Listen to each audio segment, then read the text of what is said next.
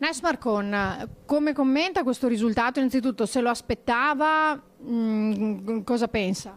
Ci avevo sperato naturalmente perché dovendo combattere contro un avversario così importante sapevo che era una battaglia difficile da portare avanti. Sono felicissima di essere arrivata al ballottaggio e farò la mia parte fino in fondo come ho fatto finora. Queste 2 settimane di campagna elettorale, di ulteriore campagna elettorale, come saranno?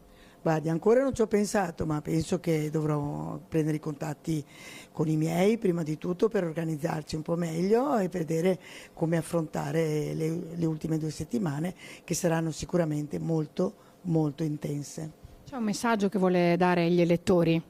Ma io chiederei agli elettori di pensare alla persona che sono io, a quello che ho fatto io per la gente di Scorzè, a come ci siamo rapportati in tutti questi anni e se tengono conto di questo credo che potranno votare ancora in mio favore.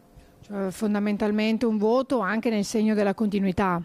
Un voto nel segno della continuità e un voto nel segno del rapporto umano. E c'è invece qualcosa che vuole dire a questo punto al suo unico sfidante? No, siamo sfidanti tutti e due e che lui faccia la sua battaglia e io farò la mia.